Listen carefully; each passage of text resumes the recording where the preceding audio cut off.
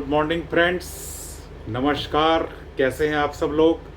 आज हम एक बहुत इम्पोर्टेंट विषय पर चर्चा करने के लिए यहाँ बैठे हुए हैं और जो चर्चा का विषय है वो स्पेशली जो सीबीएसई बोर्ड के स्कूल्स हैं उसमें अभी कुछ सालों से प्रचलन में आ गया। आपने देखा होगा एक डमी स्कूल वाला कंसेप्ट। डमी स्कूल का कंसेप्ट कहाँ से आया? ये कोचिंग्स से आया। जो बड़े बड़े कोचिंग्स हैं उन्होंने क्या किया कि बच्चों को पूरे दिन अपने कोचिंग सेंटर्स पर एंगेज किया। बच्चों को कॉम्पिटिशन्स की तैयारी वो लोग कराते हैं, नो डाउट अच्छा काम कर रहे हैं। जैसे आईआईटी जेईई की तैयारी करा रहे हैं या कुछ इंस्टीट्यूट नीट की तैयारी स्पेशली करा रहे हैं। तो जो बच्चे 11th-12th के हैं वो बच्चों को बोलते हैं या बच्चों को सपोर्ट करते हैं कि आप स्कूल ना जाकर कहीं एक ऐसे स्कूल में एडमिशन ले लें, डमी स्कूल्स जिनको बोलते हैं। कुछ स्कूल्स केवल पैसा अर्न करने के हिसाब से बच्चों के रजिस्ट्रेशन कर लेते हैं, उनको कोई क्लास नहीं देते हैं, बच्चा घर पे ही सेल्फ स्टडी करता है, सिर्फ एग्ज़ाम देने के लिए वो स्कूल में जाता है। तो अभी सीबीएसई ने पिछले ही महीने इन ऐसे सभी डमी स्टूडेंट्स के ऊपर ही रोक लगा दी है। आपने देखा होगा पिछले कुछ महीने पहले अभी सारे डमी स्कूल्स को बैन किया गया था। जो स्कूल्स डमी क्लासेस में एडमिशन्स ले रहे थे उन सभी स्कूल्स पे, सभी तो नहीं कह सकते, मोस्टली स्कूल्स पर सरकार ने दबाव बनाया है, उनको बंद करने के आदेश भी दिए हैं और कुछ पर सख्त कड़ी कार्रवाई की भी गई है।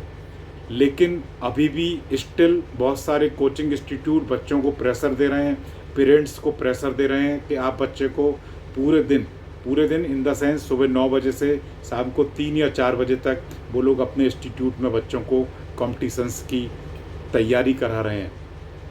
तो पेरेंट्स के लिए इस समय बहुत ही समझने वाली बात है कि वो बच्चे को अपने सीबीएसई बोर्ड स्कूल या आईसीएसई बोर्ड जिस भी स्कूल में बच्चा पढ़ता है स्कूल ज़रूर भेजें।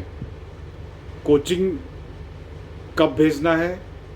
शाम को कोचिंग भेजना है आपको। स्कूल से जब बच्चा आ जाता है 3 बजे या 4 बजे, उस समय से लेकर बच्चे को आप 7 बजे तक, 7:30 बजे तक कोचिंग भेजें। जिससे क्या रहेगा, उसका सीबीएसई बोर्ड स्कूल में जो अटेंडेंस का एक रेशियो है वो कंप्लीट रहेगा। क्योंकि सीबीएसई ने स्पष्ट कर दिया है जिन बच्चों की 12th क्लास में 75% से कम अटेंडेंस रहेगी उनको वो 12th की बोर्ड की परीक्षाओं में नहीं बैठने देंगे।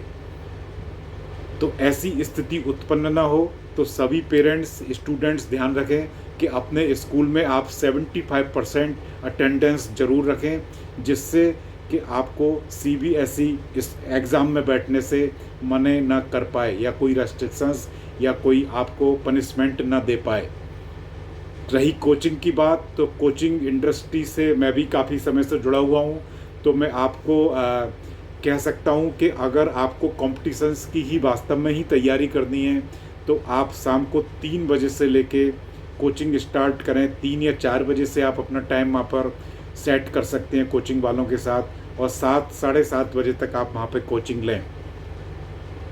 तो इससे क्या रहेगा, आपकी कोचिंग की भी पैरेलली तैयारी होती रहेगी, नीट की, चाहे आईआईटी की, जेईई की, और आपकी स्कूलिंग भी होती रहेगी।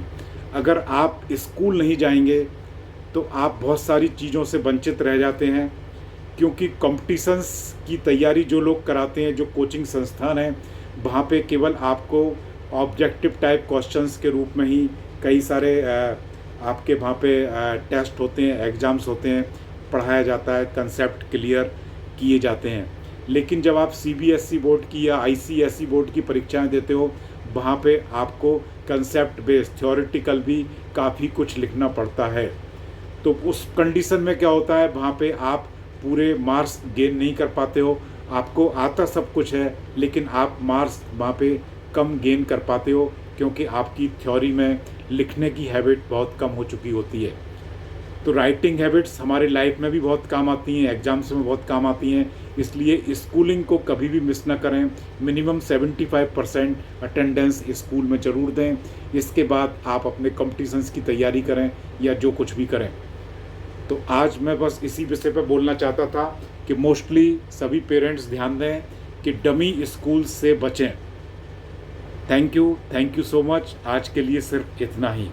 कल हम लोग फिर एक नए विषय के साथ आपसे मुलाकात करेंगे। तब तक के लिए इजाज़त दीजिए। Thank you.